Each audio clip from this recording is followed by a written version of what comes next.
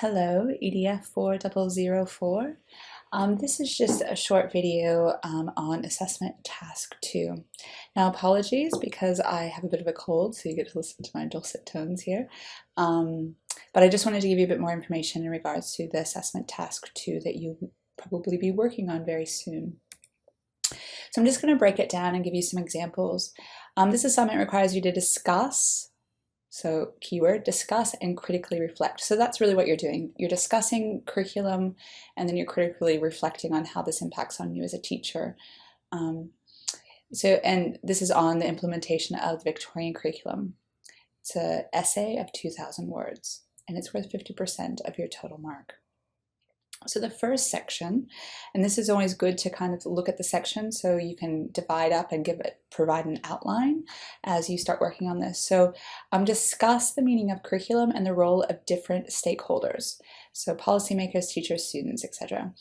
So basically you're looking at what are the different perspectives on what curriculum is, because you will have probably found in your other units that there's a lot of different perspectives on what curriculum is. So there's not just one, obviously there is a Oxford Dictionary term, but really curriculum is quite multifaceted, and so there's a lot of different views on what it is and what it's not. So this is where you kind of explore that. So you should be looking at 2 to 3 different references here, looking at what different people say.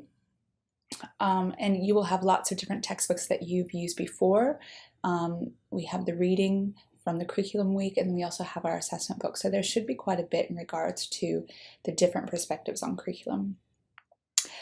We would have done this task in the tutorial about policymakers, teachers, and students, so you should have some kind of idea. So this is a very easy place to start. The second part is briefly discuss the policies and policy documents that have shaped the development of Victorian curriculum. Now, there's kind of 2 parts of that. So there's discuss the policies, and then there's what is the significance. So altogether that's 600 words. So it's not a huge part of the total discussion. But you'll be looking, obviously there's the Melbourne Declaration, which was a very important document in the development of the Victorian curriculum. But you also may kind of look at a particular area. So if you are, you're interested in STEM policy or language or sustainability, you don't necessarily have to look at it broadly. You can look at a very specific part of the Victorian curriculum. So if you wanted to look at STEM, you could look at the different kinds of policies or initiatives in regards to STEM that have happened and that have shaped kind of how the Victorian curriculum has been laid out. Language and community languages and even Indigenous kind of education. Kind of the policies and the initiatives and various things have kind of led to some of the changes that have occurred in the Victorian curriculum, particularly, and I use EAL, for example, that EAL has never been part of the curriculum. There's always been kind of guides and so on that have not been part of the curriculum, but kind of sidelined. So there's been the English as an additional language continuum, and that would obviously impact on what now is going to go into the curriculum. A big one, and I'm going to show you some examples, is education for sustainability. There's been lots of initiatives in regards to kind of national policy, but also things like the UN Millennium Development Goals that have influenced.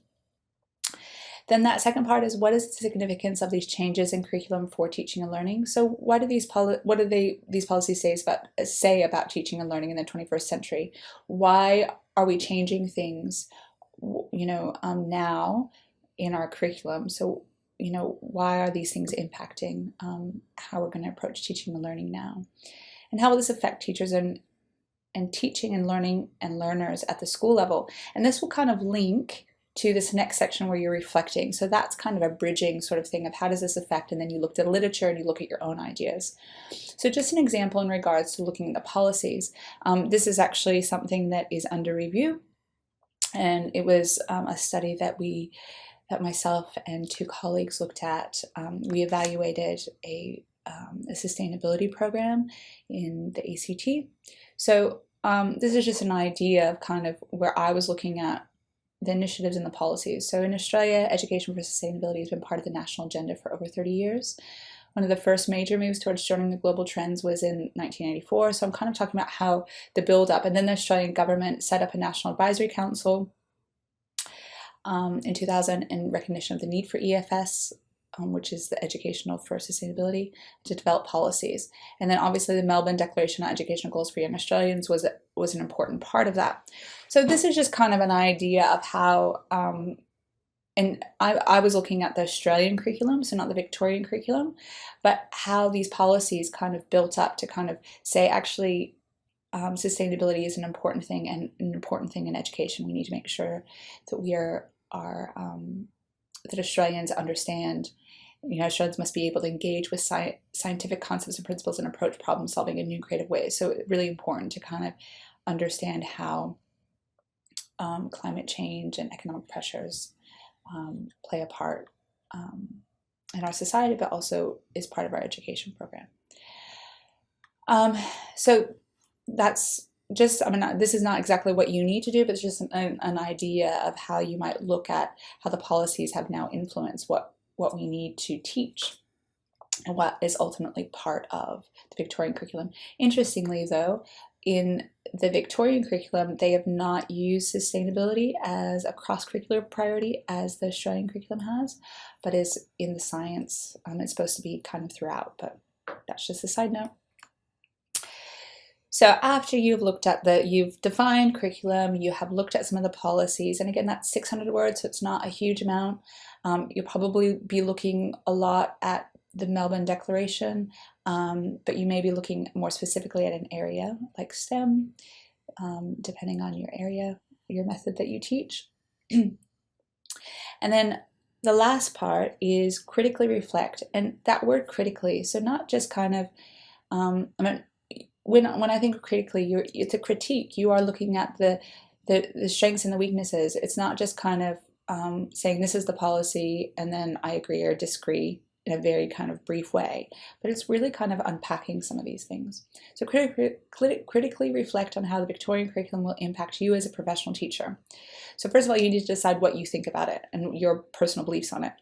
By comparing and contrasting your beliefs about policy, curriculum, and assessment with current literature on national and state curricula. So you can talk about ACARA because there's not a lot on, because Victorian curriculum is so new, there's not a lot of literature, but you may find some. So you can kind of use some different things here. So what does the literature say about these changes in curriculum? And how does what the literature says about the changes in curriculum resonate with you? So do you agree or disagree? Sorry, that's the type of agree or disagree.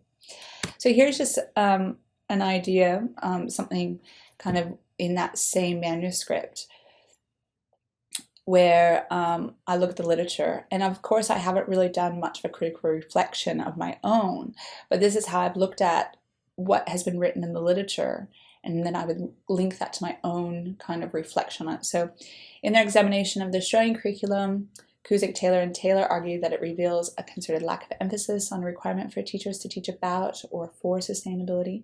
They argue that this is due to a lack of explicitness of what and how they are to teach education for sustainability. And then it also goes on to say that in the Australian curriculum there's icon tags, but it's not explicit. So I would then probably go on to reflect to say, I don't, while the curriculum has used sustainability as a cross-curricular priority in the Australian curriculum, remember, not the Victorian, I